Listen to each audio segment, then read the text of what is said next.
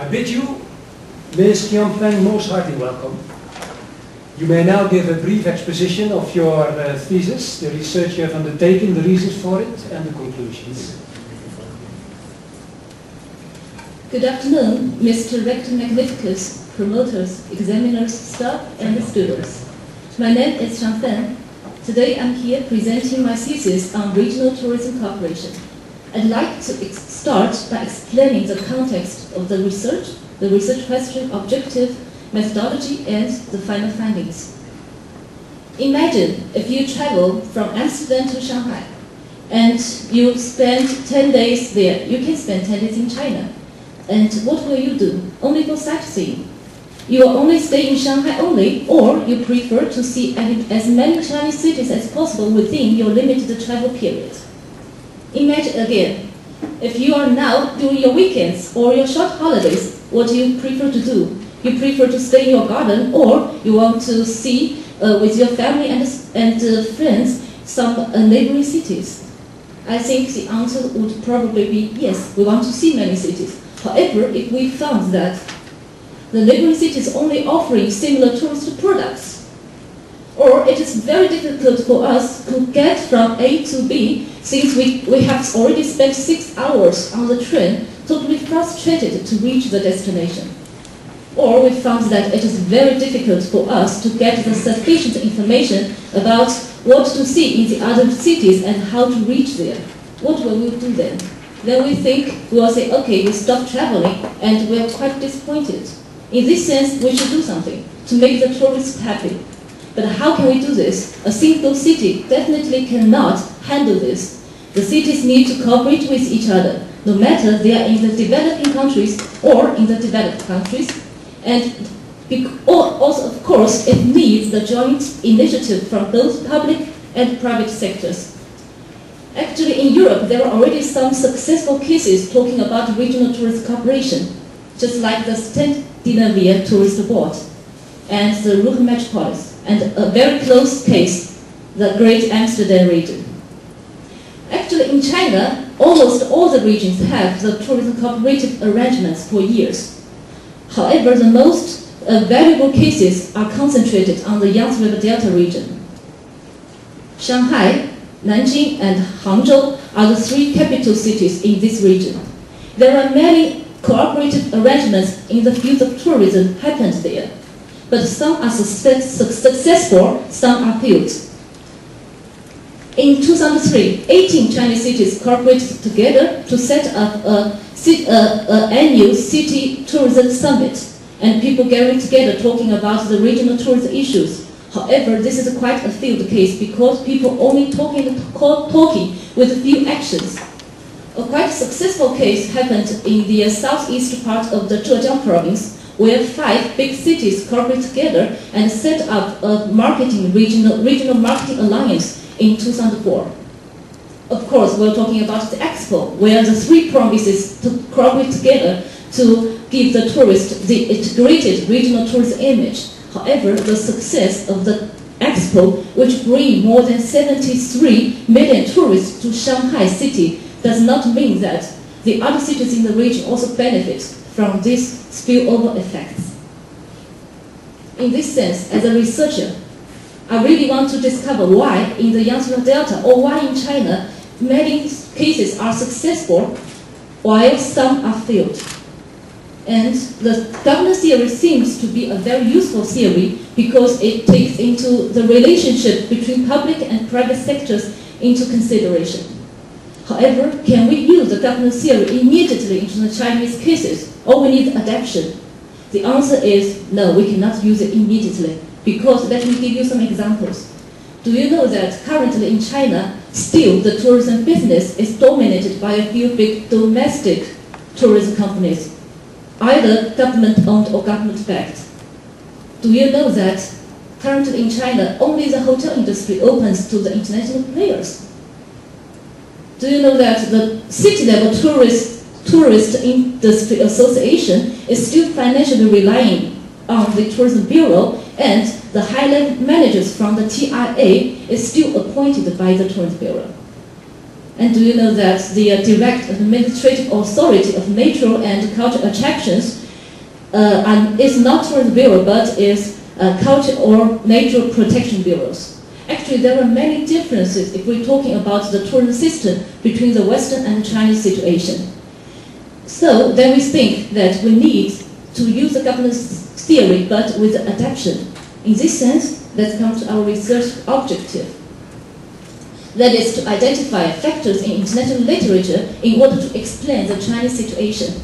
Actually here, the effectiveness means how to reach the final goals or missions. And the factors here are these identified in the international literature, but can be applied to the Chinese situation. And the main question is, how do Chinese regions cooperate and what are the conditions? Of course, we'll use the governance theory, but we put our focuses on three elements: the partnership forming, the process tracing, and the stakeholder interaction. Now let's come to the research sequence. First, we do the literature review, and based on the literature review, we formulate our theoretical framework. And in this theoretical framework, in total, we found 8 factors which can be applied to the Chinese situation. And for each factor, we give a Western explanation, and we formulate one proposition.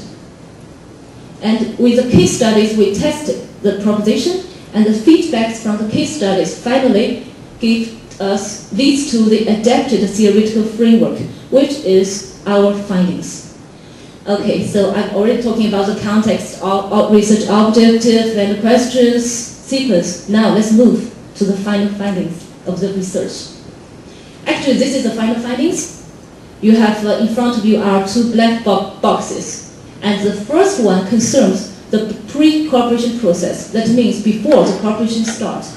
In total, 4 factors from the literature are identified. The second black box concerns the during cooperation process, like the planning or implementation process of the cooperation. And also in total, 4 factors are identified.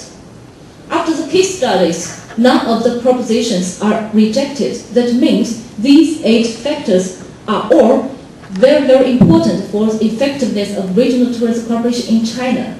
However, rather than giving the Western explanation to each factor, we use, based on the results from the case studies, we give each factor a new Chinese explanation. So let me give you some details. Just like the first one is the political economic features of tourism. For example, from the case studies, we find out that rather than compared to the economic feature of tourism, the political features of tourism is very easy to be ignored in the current Chinese situation or by the Chinese cases for years. In that sense, we give a new Chinese explanation to this factor as the operational and communication capacity of involved tourism bureaus. And for the second one, commitment, this factor, the new Chinese explanation is detailed actual commitments. And the third one is leadership. From the literature, it is said that leadership is decided by power, but it can also be wronged by power if the power is overused. So from the case studies, we identified that the power decides the leader in China, no problem. However, whether the leader is accepted by the primary stakeholders is still a big challenge. In this sense, we give a new Chinese explanation to the leadership that is a mechanism to secure the attendance equity of less powered primary stakeholders. And for the fourth factor, motives, our Chinese explanation is the collective motive with the features of easy to be quantified and short-term response and oriented to optimize the individual interests. And let's see the fifth factor, representative stakeholders. The Chinese explanation is the representative of small and medium-sized tourism companies in the decision-making process. And this one is the involvement mechanism. Actually, from the literature, there are 2 kinds of mechanisms. The inclusive mechanism to involve the primary stakeholders and the consultative mechanism to involve the secondary stakeholders. From the case studies, our findings show us that for the inclusive mechanism to involve primary stakeholders currently in China functions pretty well. However, the consultative mechanism to involve the secondary stakeholders, such as the citizens, tourists, or universities, is really a very big challenge, or we can see very weak. And even if there is a consultative mechanism to involve all of these secondary stakeholders, their opinions only affect the second round decision-making process, not the current decisions. In this sense, we give our new Chinese explanation to this factor, that is, the consultative mechanism to incorporate the opinions of secondary stakeholders with those of primary stakeholders in the decision-making process. And our second factor is areas of cooperation. Our Chinese new explanation, we put focus on what is areas. So the areas means priorities with clear actions and explicit task descriptions. So for the fourth one, for the eighth one, the last one, the formal implementation structure, what is formal, that is a stable attendance record, an institutionalized daily opening office, and a quantitative indicators for evaluation, and a stable internal funding system.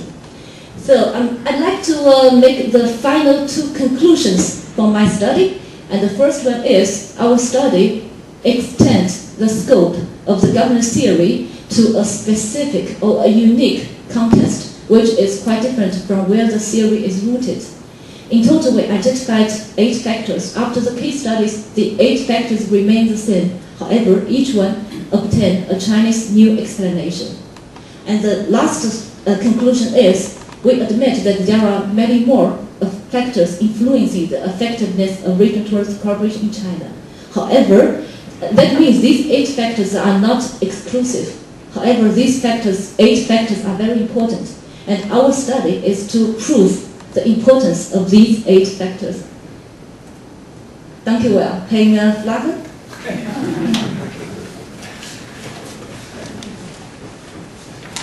Thank you very much, dear candidate.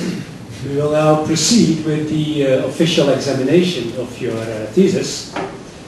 And defenses of PhD theses are also always special occasions, of course, but today is a very special occasion.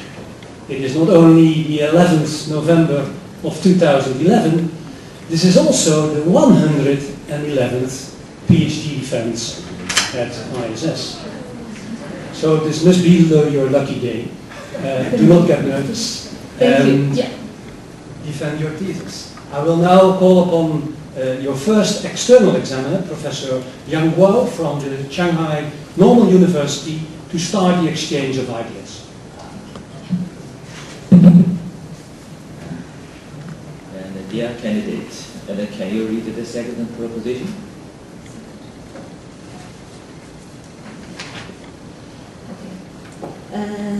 Highly learned opponent, thank you very much for this one. So I'm going to read it.